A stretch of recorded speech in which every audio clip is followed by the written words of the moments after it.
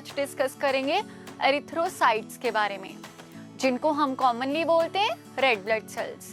तो जो red blood sales होते हैं वो बाइकनकेव डिस्क होती है, उनकी जो फॉर्मेशन होती है, जो एक तरह से वो दिखते हैं red blood cells, they are the biconcave disc की तरह होते हैं। उनके पास कोई न्यूक्लियस नहीं होता। उनका जो डायमीटर होगा वो 7 माइक्रोमीटर्स का डायमीटर होता है। और जो उनकी मेन फंक्शनिंग होती है, उनका मेन फंक्शन होता क्या है? पहला फंक्शन गैस ट्रांसपोर्ट में हेल्प करेगा, that is mainly of oxygen. Even ये कैरी करता है थोड़े अमाउंट में कार्बन डाइऑक्साइड भी।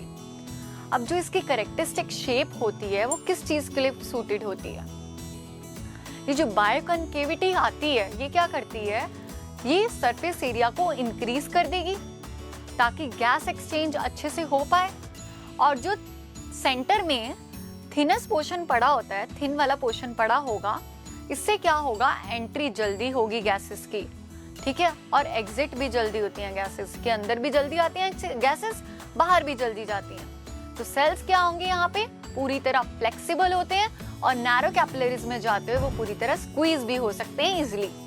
इनमें कोई इंट्रासेलुलर ऑर्गेनेलीज बिल्कुल नहीं पड़ी होती। इसके अंदर, जिसे मैं बोलूंगी, हीमोग्लोबिन पड़ा होगा।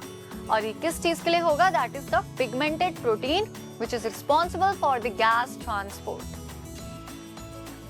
अब यहाँ पे आप लोग यहाँ पे एक डायग्राम देख पा रहे होंगे, ये है रेड ब्लड सेल्स का डायग्राम। तो यहाँ पे क्या देख रहे होंगे आप लोग कि ये जो रेड ब्लड सेल्स होंगे वो घूम रहे हैं अलोंग एन आर्टरियोल। तो बात आ जाती है कि जो रेड ब्लड सेल्स के जो नंबर्स होते हैं, उनकी जो मेजरमेंट्स होते हैं, उनकी जो वॉल्यूम होगी, हीमोग्लोबिन कंटेंट होगा, वो सारा एक रूटीन मैनर में चलता रहता है। और इसको क्लिनिकल प्रैक्टिस में इसका सबसे ज़्यादा रोल होता है जब आप लोग ब्लड टेस्ट कराने जाते हो। तो देखते होंगे जब रिपोर्ट्स आती हैं, फिर आप देखते हो कि रेड ब्लड सेल काउंट कितना है, तो वहाँ पे ये मेजरमेंट्स बहुत इंपॉर्टेंट होती हैं। तो जो एरिथ्रोसाइट्स की नॉर्मल वैल्यूज और जो एबनॉर्मल वैल्यूज, वो सारी मैं बताऊंगी।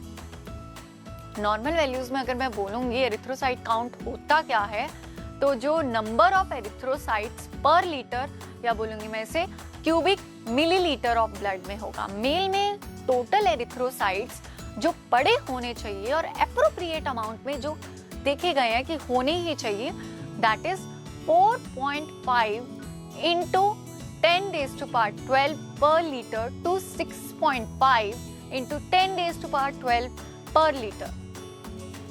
और फीमेल में बोला जाता है कि कम से कम 3.8 इंटू 10⁻12 पर लीटर टू 5.8 इंटू 10⁻12 पर लीटर पड़ा होना चाहिए। तो जो पैक्ड सेल वॉल्यूम होती है उसको हम बोलेंगे हेमाटोक्रिट।